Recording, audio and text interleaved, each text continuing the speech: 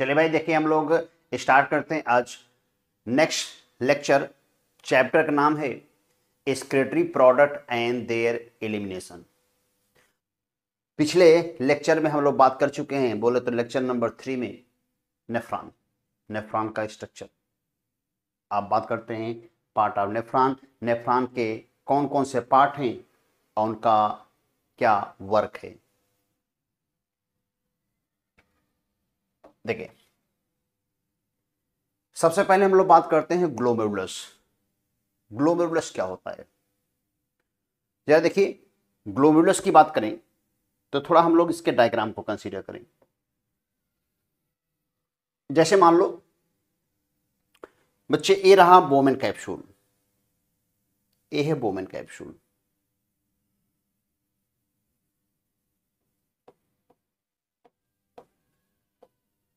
Bowman capsule,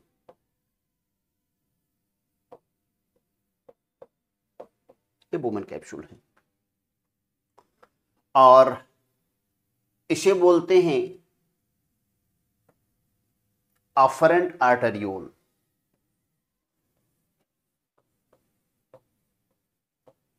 afferent arteriole actual में afferent arterioles ये part किसका होता है? ये पार्ट होता है रीनल आर्टरी का। रीनल आर्टरी का पार्ट है। और रीनल आर्टरी, ख्याल करिए, हम लोग बात किए थे लेक्चर नंबर 2 में कि जो आयोटा था, आयोटा से रीनल आर्टरी किडनी को ऑक्सीजनेटेड ब्लड सप्लाई करती है। रीनल आर्टरी के थ्रू ब्लड आता है ऑक्सीजनेटेड अफरेंट आर्टरियोल्स में, और अफरेंट आर्टरियोल्स इस बच्चे बोमेन कैप्सूल के इनसाइड एक नेटवर्क बनाता है, जिस नेटवर्क बोलते हैं ग्लोमेरुलस। ग्लोमेरुलस और ये रहा ग्लोमेरुलस जो नेटवर्क है, इसकी पतली पतली ब्रांच, नेटवर्किंग जो ब्रांचिंग है यूनाइट होगी और यूनाइट हो बनाती है इफरेंट आर्टरियोल्स।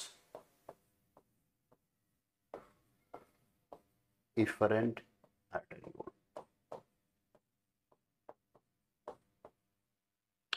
अब देखिए, रीनल आर्टरी से ब्लड अफरेंट आर्टरियोल के थ्रू कहां आएगा? ग्लोमेरुलस में। और ग्लोमेरुलस से ब्लड बाहर निकले किसके थ्रू? इफरेंट आर्टरियोल के थ्रू।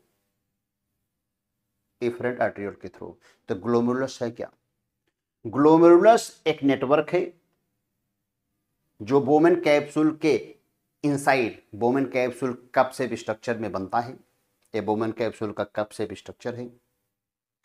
इसमें अफरेंट आर्टरियोल्स की नेटवर्किंग होती है, जिसको हम लोग क्या बोलते हैं? ग्लोमेरुलस। तो फर्स्ट पॉइंट की बात करें, ग्लोमेरुलस क्या है? ए टफ्ट, टफ्ट मतलब dense network of afferent arterioles. Afferent आर्टरियोल part किसका है?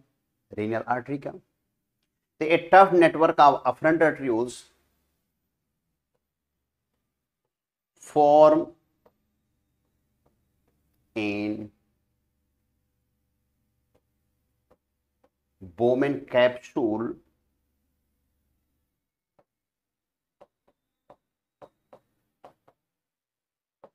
called glomerulus.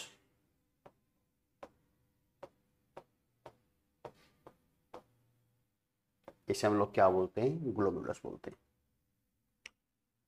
नेक्स्ट पॉइंट, जरा बात को समझिए। यहां देखिए, अफरेंट आर्टरियोल्स के लुमेन का डायमीटर क्या है? ज्यादा है, और इफरेंट आर्टरियोल्स के लुमेन डायमीटर कम है। तो अफरेंट आर्टरियोल से ब्लड ज्यादा आएगा कहां पर? ग्लोमेरुलस में, और इफरेंट आर्टरियल के थ्रू ब्लड कम निकलेगा ग्लोमेरुलस से। तो यहां पर ब्लड क्या होगा, स्टोर होगा। जब यहां ब्लड स्टोर होगा तो ब्लड स्टोरेज की वजह से इस ग्लोमेरुलस के अंदर क्या होगा, प्रेशर जनरेट होगा, और उस प्रेशर की वजह से क्या होता है, फिल्ट्रेशन। फिल्ट्रेशन किसका होता है, प्लाज्मा का। प्लाज्मा का फिल्ट्रेशन होता है। अब जितना ज्यादा यहां ब्लड स्टोर होगा उतना ज्यादा प्रेशर जनरेट होगा, और जितना ज्यादा प्रेशर जनरेट होगा प्लाज्मा का फिल्ट्रेशन उतना ज्यादा होगा, उतना ज्यादा प्लाज्मा का फिल्ट्रेशन होता है। ठीक है। अगर हम लोग इस अफरेंट आर्टरियोल्स के ल्यूमेन के डायमीटर क्या कर दें, इंक्रीज कर दें, और इफरेंट आर्टरियोल्स के डायमीटर क्या कर दें, कांस्टेंट रखें, तो ऐसे केस में अब ब्लड और ज्यादा आएगा, ब्लड निकलेगा पहले जितना, तो ग्लोमेरुलस में ब्लड और स्टोर होगा, प्रेशर और बढ़ेगा, फिल्ट्रेशन और होगा। अगर इसके ल्यूमेन डायमीटर और बढ़ा दें तो ब्लड और आएगा, अगर ब्लड और आया, ब्लड और स्टोर होगा क्योंकि निकलेगा पहले जितना, तो यहां प्रेशर और बढ़ेगा, तो फिल्ट्रेशन और होगा प्लाज्मा का। अगर हम लोग इसका अपोजिट करें कि इसके ल्यूमेन का डायमीटर क्या कर दें, बढ़ाएं, और इसके ल्यूमेन डायमीटर क्या करें, कांस्टेंट करें, तो ब्लड पहले जितना आएगा, अब निकलेगा पहले से ज्यादा, तो यहां ब्लड स्टोरेज क्या हो जाएगा, घट जाएगा। अगर ब्लड स्टोरेज घट जाएगा तो यहां प्रेशर घट जाएगा, फिल्ट्रेशन घट जाएगा। इसके ल्यूमेन डायमीटर और बढ़ाएं तो ब्लड और ज्यादा बाहर निकलेगा, यहां ब्लड स्टोरेज और कम होगा, प्रेशर और घटेगा, फिल्ट्रेशन और घटेगा। और अगर यहां के ल्यूमेन का डायमीटर, यहां के ल्यूमेन डायमीटर, दोनों का डायमीटर बराबर कर दे, तो जितना ब्लड आएगा उतना ब्लड बाहर निकल जाएगा, यहां ब्लड स्टोरेज नहीं होगा। अगर ब्लड स्टोरेज नहीं होगा तो प्रेशर जनरेट नहीं होगा, अगर प्रेशर जनरेट नहीं होगा तो ब्लड प्लाज्मा का फिल्ट्रेशन नहीं होगा। तो इसका मतलब यहां जो फिल्ट्रेशन है किस पर डिपेंड है, अफरेंट एंड इफरेंट के ल्यूमेन के डायमीटर पर। तो नेक्स्ट पॉइंट देखिए,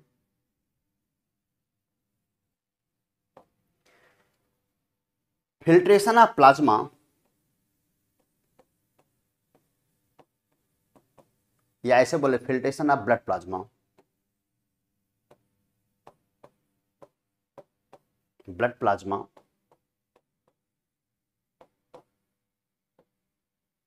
filtration of blood plasma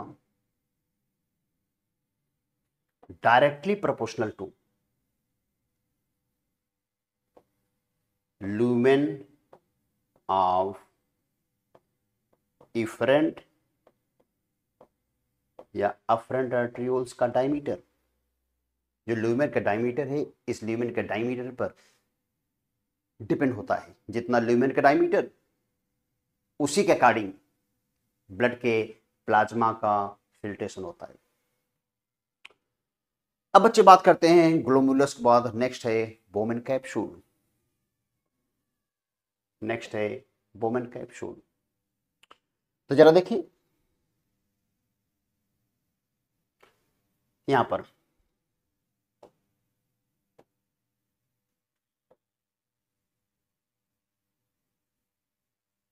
ध्यान दें, बोमेन कैप्सूल एक कप शेप स्ट्रक्चर होता है, डबल वॉल लेयर होती है। आप ख्याल करिए चाय वाला कप, तो कप का एक अंदर का सरफेस बोले तो इनर सरफेस, बाहर का सरफेस बोले तो आउटर सरफेस। ऐसे बोमेन कैप्सूल एक कप लाइक स्ट्रक्चर होता है जिसका ये अंदर का सरफेस है, अंदर का सरफेस, और ये क्या है, बाहर का सरफेस। अंदर का सरफेस और बाहर का सरफेस। जो अंदर वाला सरफेस है, जो इनर सरफेस है, इसे बोलते हैं विसरल लेयर,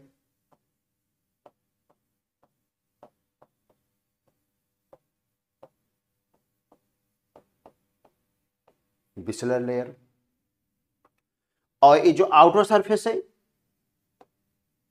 इसे बोलते हैं पैराइटल लेयर।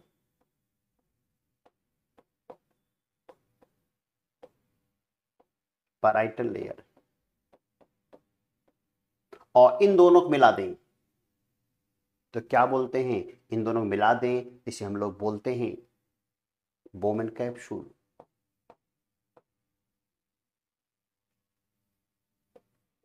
Bowman capsule. तो बोमेन कैप्सूल क्या है? A double wall layer, inner visceral, outer parietal, एक कप शेप स्ट्रक्चर, और इसी के अंदर एक अफरेंट आर्टरियोस एक नेटवर्क बनाता है जिसे क्या बोलते हैं? ग्लोमेरुलस। देखिए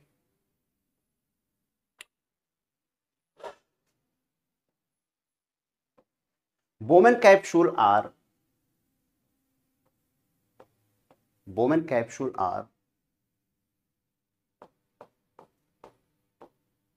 double wall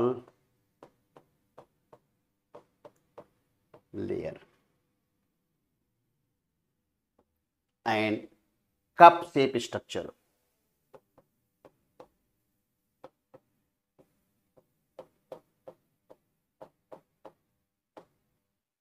cup shape structure. इसका आउटर लेयर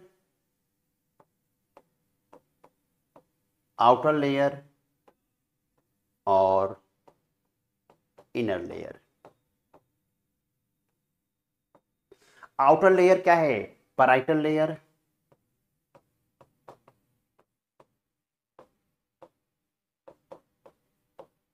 और इनर लेयर क्या है? Visceral layer. Visceral layer.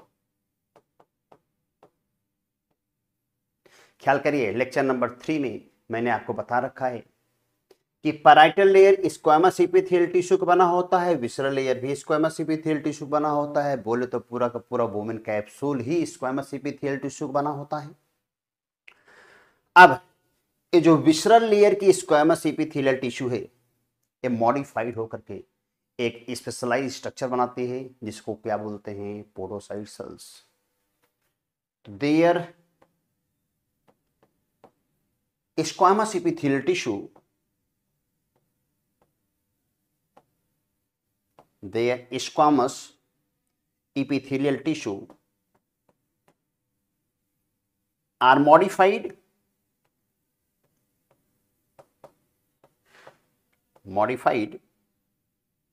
to form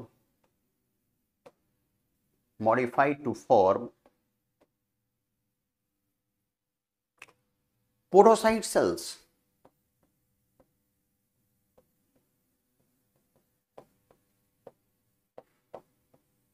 क्या बनाता है? Podocyte cells.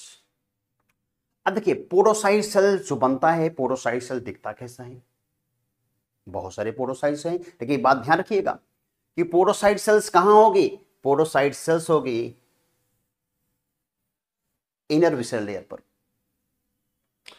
और पोडोसाइट सेल दिखता कैसा है? जरा हम लोग पोडोसाइट सेल का स्ट्रक्चर बनाएंगे। तो बच्चे देखिए, ये रहा पोडोसाइट सेल्स। ये क्या है? Podocyte cells. इस पोडोसाइट सेल्स में यह है साइटोप्लाज्म, और ये रहा न्यूक्लियस। ये न्यूक्लियस है। ये जो दिख रहा है ना, इसे बोलते हैं प्रोसेस।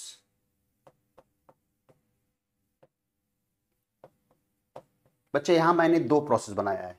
ये दो प्रोसेस, ऐसा नहीं दो होता है, दो या दो से ज्यादा भी होता है। और इसमें एक फिंगर लाइक प्रोजेक्शन है। एक फिंगर लाइक प्रोजेक्शन, मजे की बात क्या है? अगर मैं इस पार्टिकुलर प्रोसेस की बात करूं, इसका दो फिंगर लाइक प्रोजेक्शन, एक है, एक है। ये दूसरा प्रोसेस की वाली फिंगर लाइक प्रोजेक्शन, देखिए ये दो फिंगर लाइक प्रोजेक्शन, और नीचे वाले प्रोसेस की एक फिंगर लाइक प्रोजेक्शन क्या है? एक दूसरे के अंदर एज सच इंसर्टेड है। ऐसे एज सच इंसर्टेड होगा, ऐसे एज सच क्या होगा? इंसर्टेड। ऐसे इंसर्ट होकर के एक पोर बनाता है। अब पोर की साइज, हर एक पोर की साइज बिल्कुल सिमिलर होती है, और इस टाइप के अरेंजमेंट हम लोग क्या बोलते हैं? Intricate manner. Podocyte cells,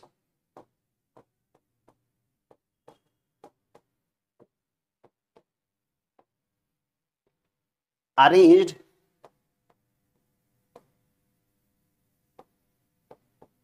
in intricate manner,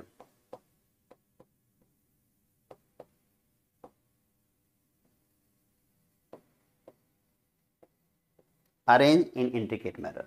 intricate manner का मतलब है कि जितने पोर हैं, इस टाइप के अरेंजमेंट में जितने भी पोर बनते हैं, सारे पोर की साइज सिमिलर होती है। अब इसके बाद हम लोग देखें, जरा ध्यान दें,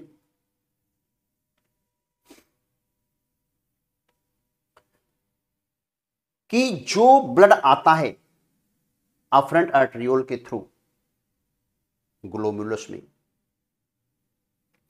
एक ग्लोमेरुलस में जो ब्लड स्टोर होता है वो स्टोरेज ब्लड, ध्यान दीजिए, वो storage blood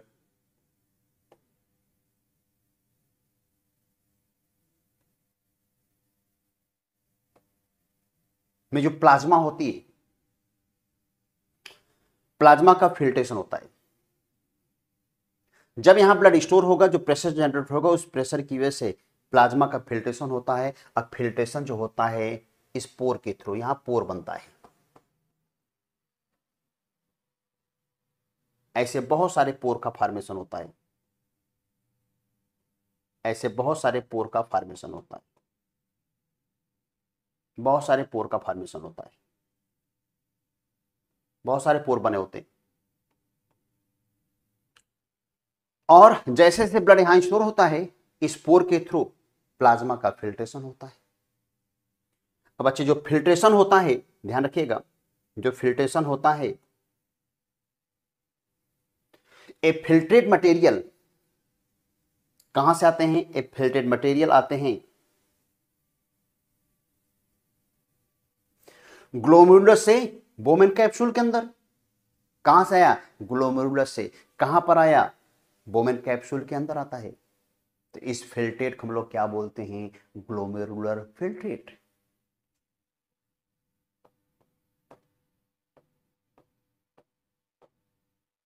glomerular filtrate.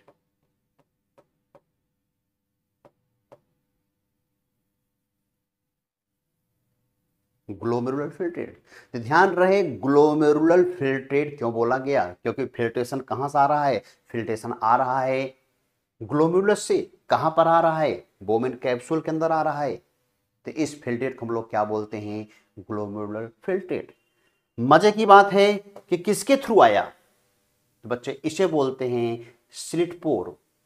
That's are the slit pore. ये क्या है? Slit pore. जरा हम लोग स्लिट पोर की बात करें तो देखिए, जरा हम लोग स्लिट पोर की बात करें कि जो स्लिट पोर है, स्लिट पोर दिखता कैसा है।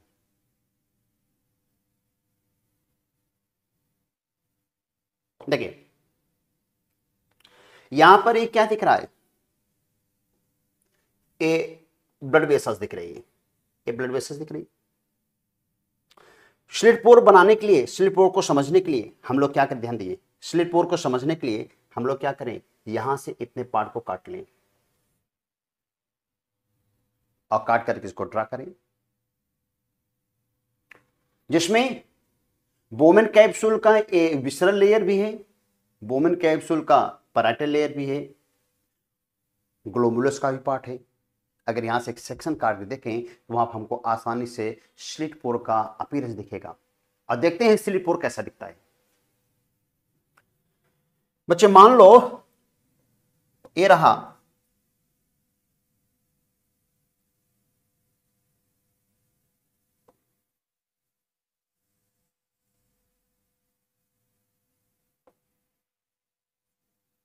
ये है ग्लोमेरुलस की लेयर,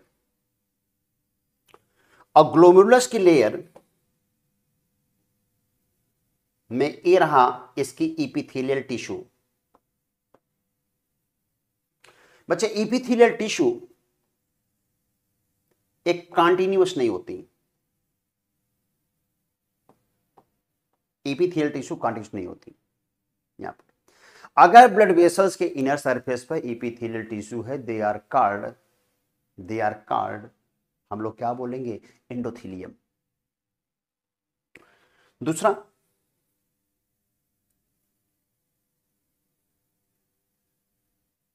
सपोज करिए ये रहा पैराइटल लेयर, सॉरी ये विसरल लेयर है।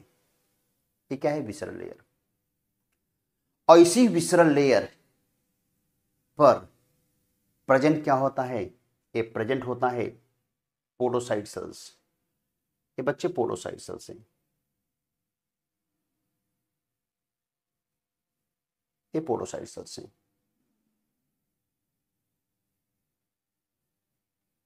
As such podocyte sales.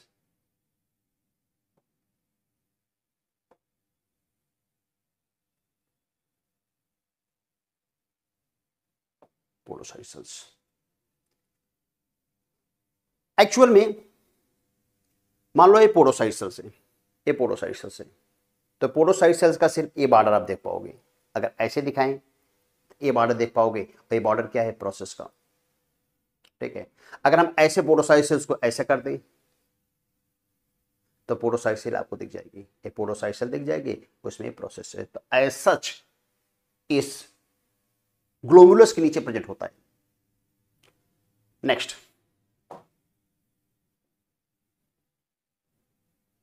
ये रहा पैराइटल लेयर, ये पैराइटल लेयर है।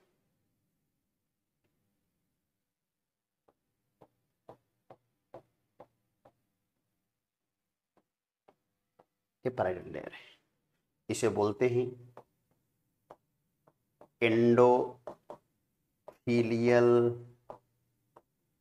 लेयर ऑफ ब्लड वेसल्स या ग्लोमुलस। ये रहा पोडोसाइट सेल्स,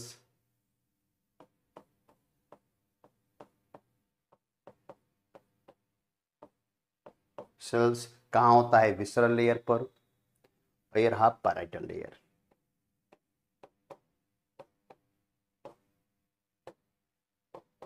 ये क्या है, पैराइटल लेयर। अब ये आपको क्या दिखा, ये दिख रहा है आपको लूमेन।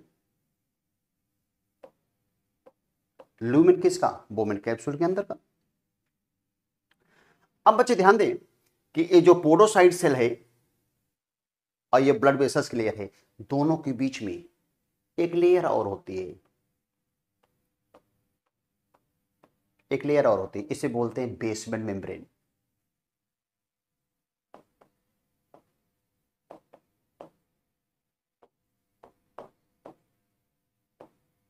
Basement membrane. ये वैसे बिल्कुल आप ऐसे समझ लीजिए जैसे आप घर में कभी आप चाय बनाए हो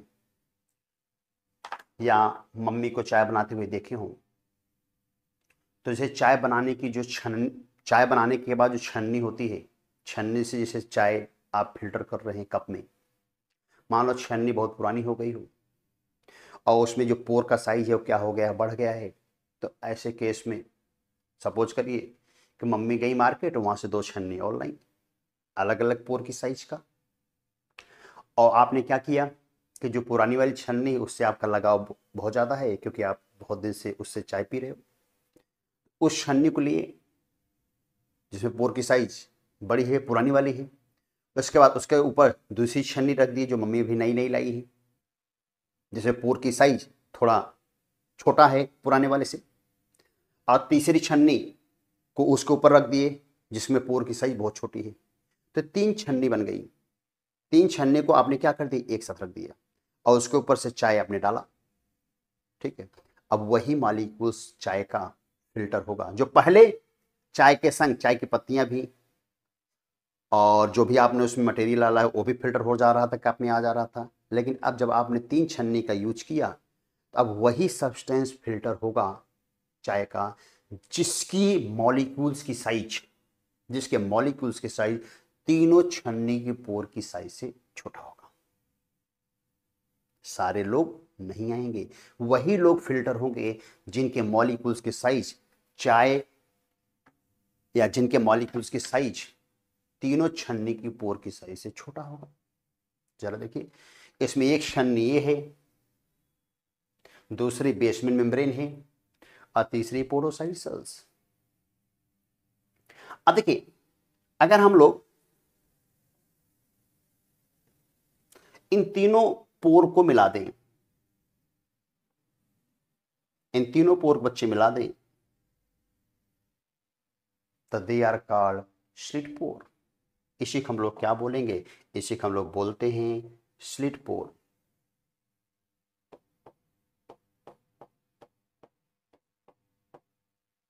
स्लिट पोर।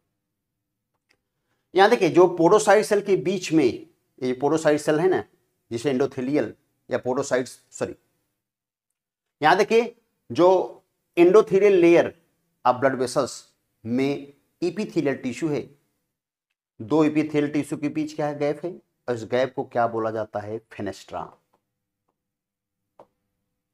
क्या बोलते हैं, फेनेस्ट्रा बोलते हैं। अब जितना ज्यादा यहां ब्लड स्टोर होगा ग्लोमेरुलस में, ब्लड जहां जितना ज्यादा यहां स्टोर होगा, यहां जितना ज्यादा ब्लड स्टोर होगा, यहां जितना ज्यादा ब्लड स्टोर होगा उतना ज्यादा प्रेशर जनरेट होगा। और अब यहां से जो प्लाज्मा है, प्लाज्मा में जो कंटेंट्स हैं, उस कंटेंट्स में वही फिल्टर होंगे इस स्लिट पोर से, जिनके पोर की साइज, जिनके पोर की साइज स्लिट पोर की साइज से छोटा होगा। यहां स्लिट पोर को बनाने वाले 3 लोग पार्टिसिपेट किए। ख्याल करिए, नई वाली छन्नी में पोर छोटा साइज, नई वाली छन्नी में उससे बड़ा वाला पोर वाला साइज, और पुरानी छन्नी में जो सबसे बड़ा पोर वाला साइज है। तो यहां पर तीनों लेयर के बीच का जो पोर है, उन तीनों पोर को एक बना हम लोग मिला दें तो हम लोग क्या बोल रहे हैं, स्लिट पोर।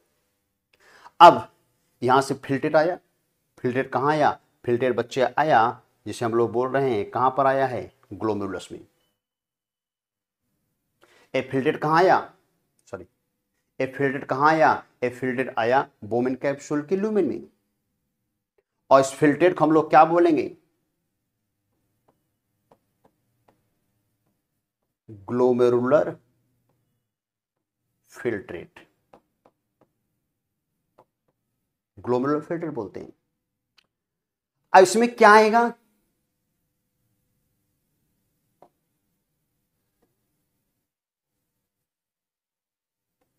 वे सारे सब्सटेंस आएंगे जिनके मॉलिक्यूल्स के साइज स्लिट पोर की साइज से छोटा होगा, जिनके मॉलिक्यूल्स के साइज स्लिट पोर के साइज से छोटा होगा, वे सारे लोग आएंगे। मतलब ये जो ग्लोमेरुलर फिल्ट्रेशन है किस पर डिपेंड है, साइज ऑफ मॉलिक्यूल्स पर,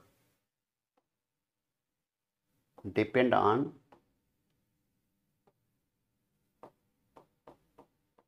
size of molecules.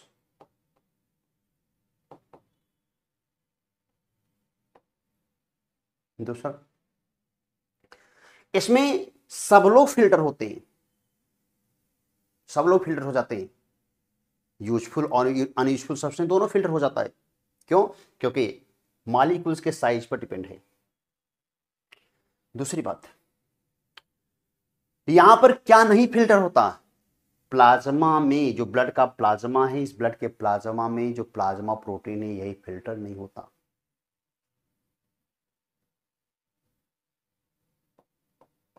Do not filter plasma protein.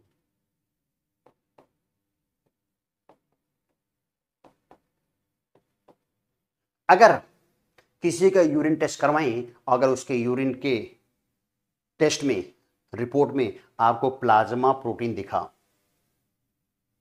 Plasma protein तभी यूरिन के थ्रू आता है जब किडनी डैमेज हो रही होती है।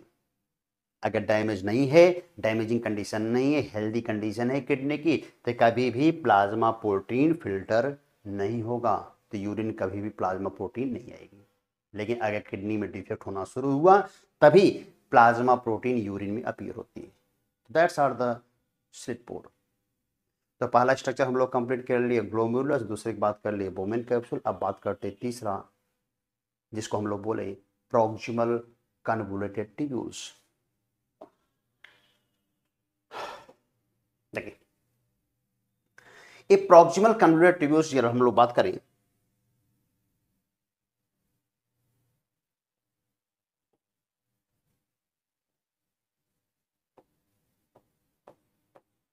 द पीसीटी बोले तो proximal convoluted tubules form by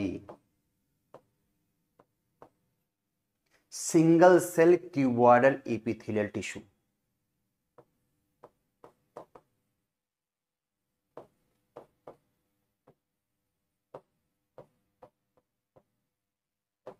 single cell cuboidal epithelial tissue.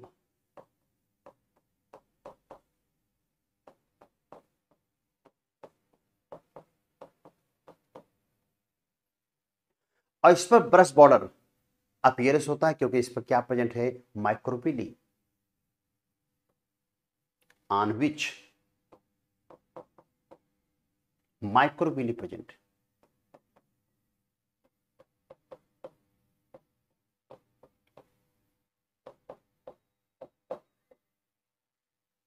तो अपीयरेंस कैसा हो जाएगा, brush border.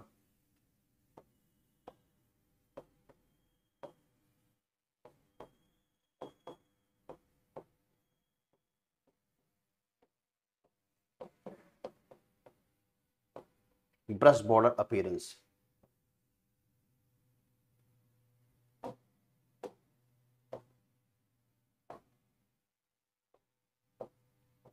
Brush border appearance.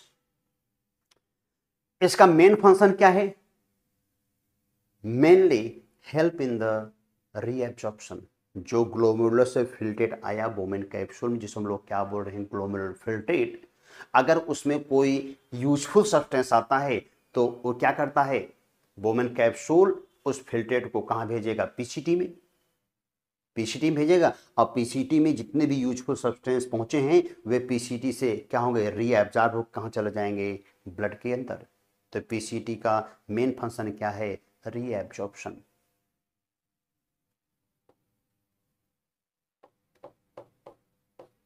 Help in reabsorption of substance। जो सब्सटेंस आया बोमेन कैप्सूल से comes from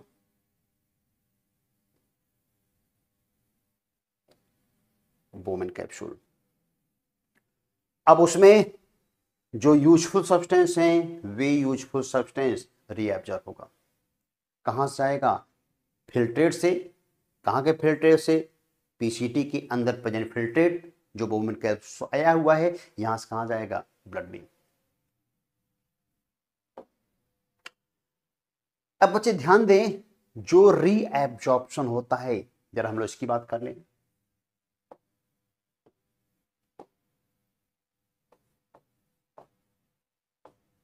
रीएब्जॉर्प्शन,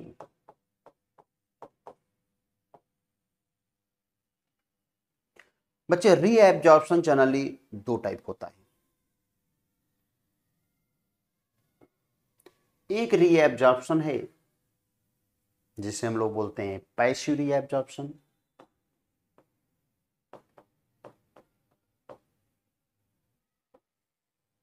और दूसरा है active.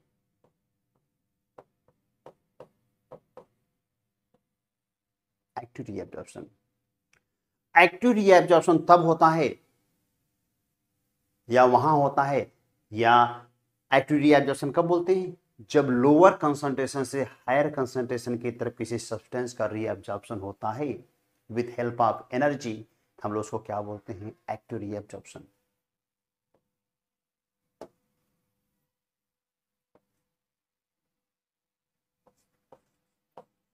reabsorption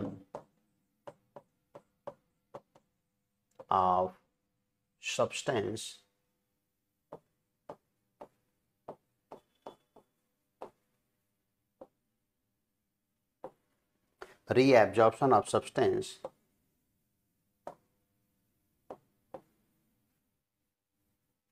from lower to higher concentration, from lower to higher concentration with help of energy।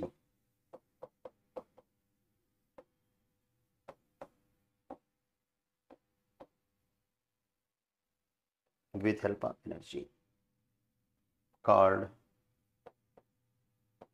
active reabsorption.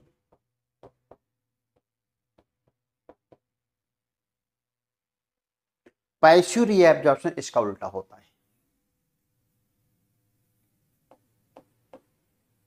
The reabsorption of substance from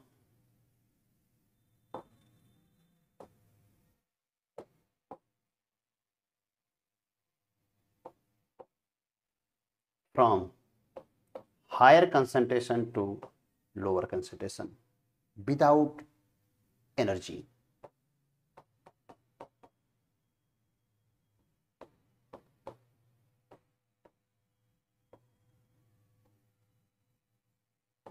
Without energy called passive reabsorption.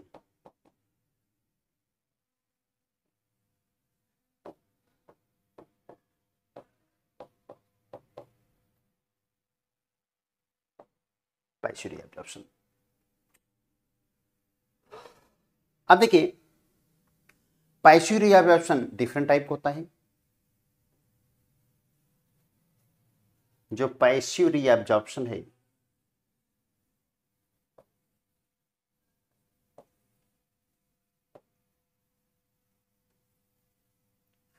वो different type का है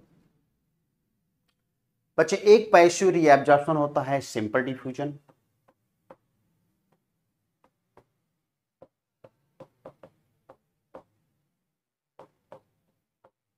simple diffusion. एक होता है facilitated.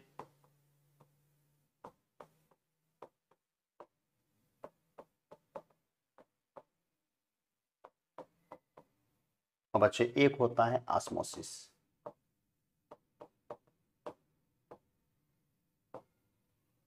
देखिए अब किस किस सब्सटेंस का रीएब्जॉर्प्शन ऑस्मोसिस के थ्रू होता है, जरा हम लोग इसकी बात करें. तो ऑस्मोसिस के थ्रू बच्चे रीएब्जॉर्प्शन होता है वाटर का. वाटर का रीएब्जॉर्प्शन ऑस्मोसिस के थ्रू होगा. फैसिलेटेड में हम लोग बात करें बाइकार्बोनेट आयन ऑप्शन होता है बाइकार्बोनेट का. सिंपल डिफ्यूजन में अगर हम लोग बात करें तो सिंपल डिफ्यूजन में आपको मिलेगा potassium ion, chloride ion, calcium ion, magnesium ion, urea. इन सब का रीएब्जॉर्प्शन क्या होता है सिंपल डिफ्यूजन के थ्रू. और इनके रीएब्जॉर्प्शन में चाहे वाटर हो, बाइकार्बोनेट हो या ये लोग हो, इनके रीएब्जॉर्प्शन में कभी भी एनर्जी खर्च नहीं होती. एक्टिव की बात करें यहां मिलेगा तो glucose, amino acid, vitamins, sodium ion, इन सब के रीएब्जॉर्प्शन क्या होता है एनर्जी खर्च होती है. तो that's are the reabsorption occurs in PCT. बात समझे. या कंप्लीट रीएब्जॉर्प्शन की बात करें तो आपको देखा जो रीएब्जॉर्प्शन होता है दो टाइप का. एक होता है एक्टिव, एक होता है पैसिव. पैसिव मैंने आपको तीन बताया और तीनों के एग्जांपल्स. एक्टिव बताया, एक्टिव का एग्जांपल्स. अब पीसीटी के बाद हम लोग नेक्स्ट बात करते हैं loop of Henle.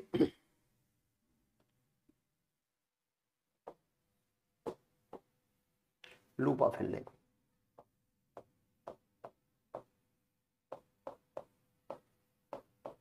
Loop of Henle बच्चे लूप ऑफ हेनले को हम लोग शॉर्ट में क्या लिखते हैं?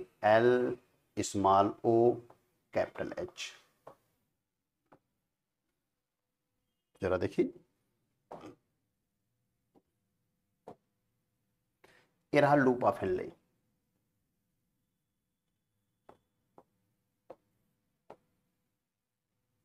लूप ऑफ हेनले, जो लूप ऑफ हेनले है, ये जो लूप ऑफ हेनले है, इसका एक पार्ट है डिसेंडिंग और एक है असेंडिंग।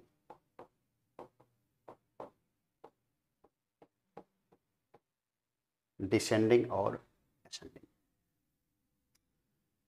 जो डिसेंडिंग होता है ये सिर्फ और सिर्फ वाटर के लिए परमेबल,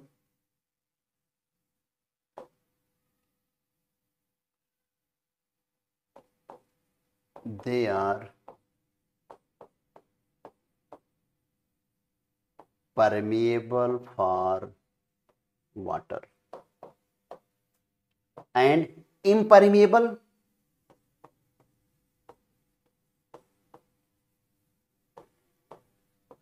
for electrolytes.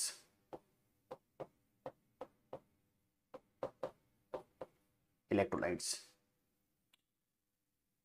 इनकी बात करें ये जस्ट इसका उल्टा है।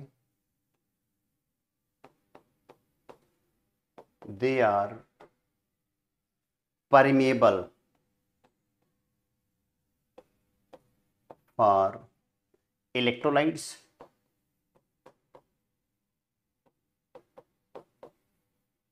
and impermeable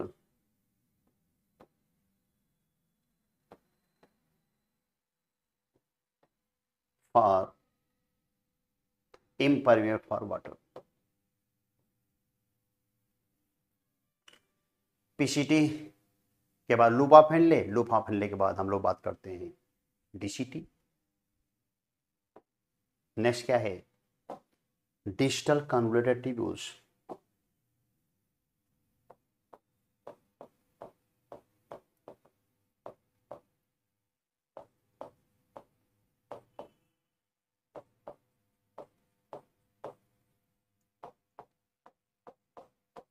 डीसीटी, देखिए डीसीटी क्या होता है बच्चे, यहां पर होता है कंडीशनल रीएब्जॉर्प्शन। यहां क्या होता है?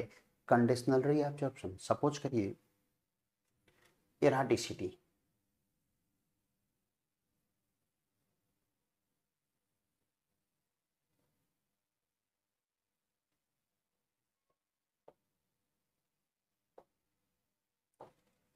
मान लो डीसीटी है,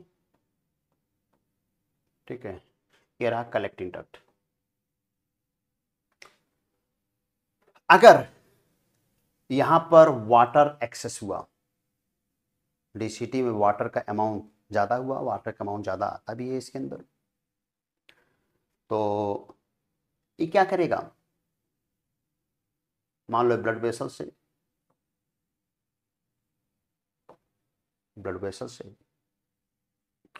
तो ये करता क्या है? इस वाटर को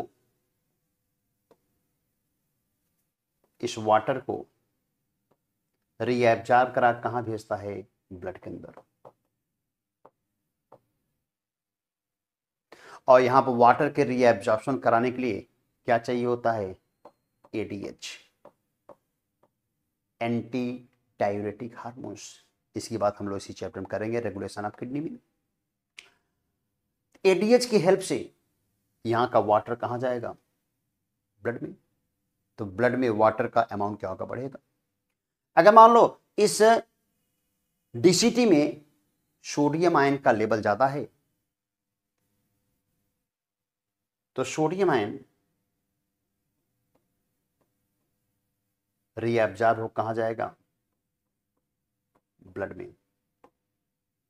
ये सब मैं आपको बता रखा हूं एंडोक्राइन सिस्टम में।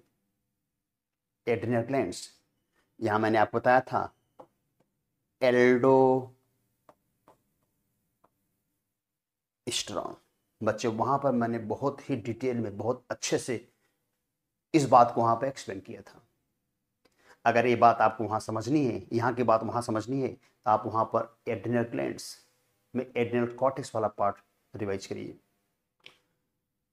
अगर मान लो यहां पर कैल्शियम आयन ज्यादा है तो कैल्शियम आयन का रीएब्जॉर्प्शन डीसीटी से कहां पर, ब्लड में, और इसके लिए हार्मोन्स रिस्पॉन्सिबल है पीटीएच। बच्चे इसको भी मैंने बहुत अच्छे से एक्सप्लेन किया है, कहां पर, पैराथायरॉयड ग्लैंड्स में। तो डीसीटी, इन डीसीटी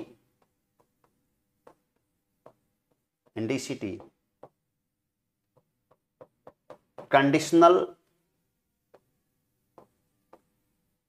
reabsorption takes place। बच्चे ध्यान रहे, यहां मैं टिश्यू की बात नहीं कर रहा, क्योंकि टिश्यू मैंने आपको नेफ्रॉन के पार्ट में मैंने आपको दिखा रखा है। नेफ्रॉन जब मैंने स्ट्रक्चर बनाया था तो नेफ्रॉन के स्ट्रक्चर में हम लोग बात कर रहे थे, नेफ्रॉन का जो डिवीजन था वहां पर मैं आपको कौन कौन सा टिश्यू कहां कहां पर नेफ्रॉन के किस किस पार्ट मिलते हैं मैं वहां पर डिटेल बताया। तो डीसीटी में क्या हुआ, कंडीशनल रीएब्जॉर्प्शन, ये सब के सब क्या है, कंडीशन के संग रीएब्जॉर्प्शन करा रहे हैं। डीसीटी के बाद हम लोग बात करते हैं कलेक्टिंग डक्ट।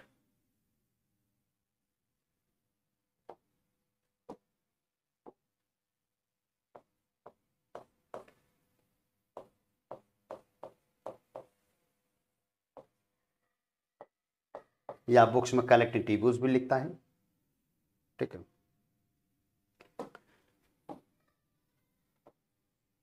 मैंने इसके लिए टिश्यू मैंने वहां क्या बताया था, आइदर क्यूबॉइडल होगा या कॉलमनर होगा। तो कलेक्टिंग डक्ट में एक से ज्यादा डीसीटी आके खुलता है, और कलेक्टिंग डक्ट कहां से होता है, जहां पर कॉर्टेक्स मेडुला दोनों सेपरेट होते हैं, मतलब एक कॉर्टेक्स लेकर के डीप मेडुला तक प्रेजेंट होगा। They are present in they are present in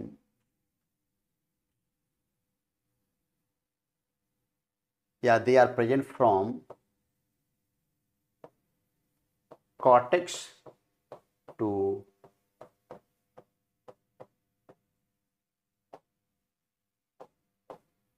deep medulla। Next,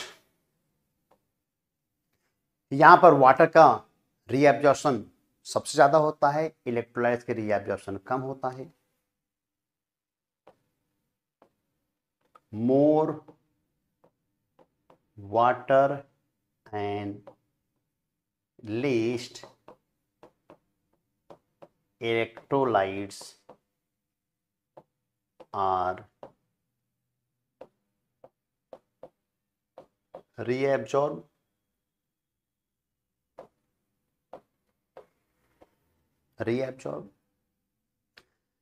क्योंकि जो फिल्ट्रेट डीसीटी से कलेक्टिंग डक्ट में आया वहां से वाटर अगर ज्यादा रीअब्जॉर्ब हुआ तो जो फिल्ट्रेट उसके अंदर बचा कलेक्टिंग डक्ट के अंदर, फिर सुनो, जो फिल्ट्रेट डीसीटी से कलेक्टिंग डक्ट में आया, इस कलेक्टिंग डक्ट से वाटर अगर ज्यादा रीअब्जॉर्ब हुआ तो जो फिल्ट्रेट इसके अंदर बचेगा उसका कंसंट्रेशन क्या होगा, बढ़ जाएगा। और इसी के फिल्ट्रेट को हम लोग सबसे पहले वर्ड यूज करते हैं यूरिन। तो यूरिन क्या हो जाएगा, हाइपर टॉनिक हो जाएगी, मतलब urine hyper concentrate.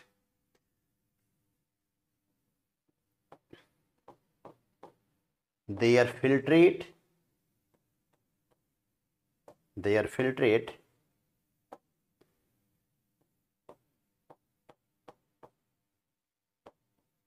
are more concentrate,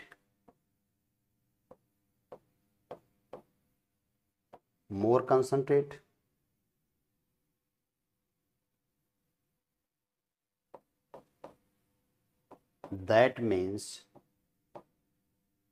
hypertonic।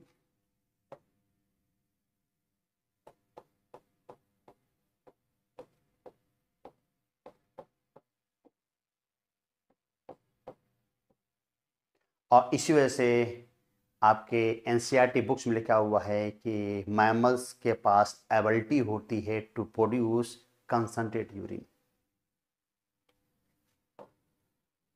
Urine term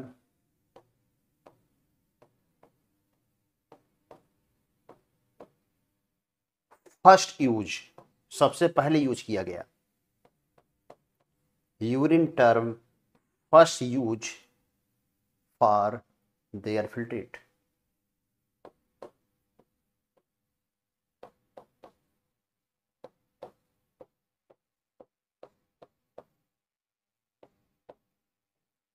जो फिल्ट्रेट कलेक्टिंग डक्ट का है, इस कलेक्टिंग डक्ट के फिल्ट्रेट के लिए सबसे पहले वर्ड यूज किया गया यूरिन। कलेक्टिंग डक्ट में भी conditional reabsorption.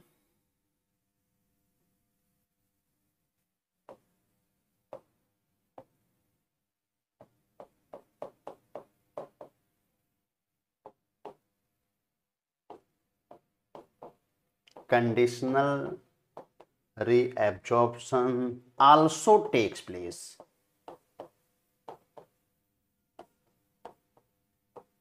in collecting duct। ये बात आपके एनसीईआरटी में नहीं है, क्योंकि ध्यान रहे ये जो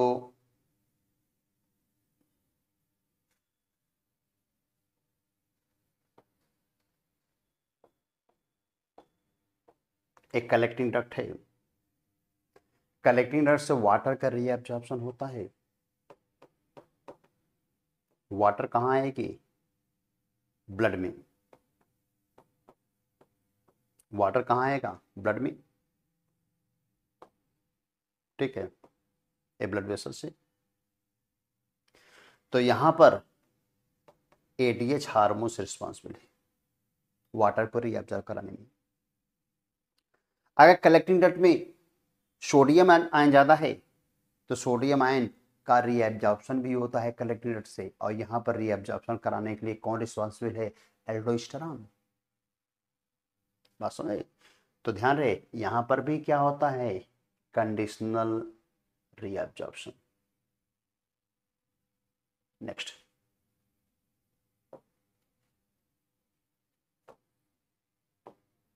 many collecting duct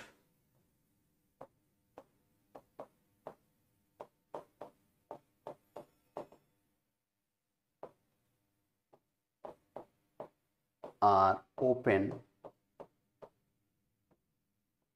in duct of Bellini।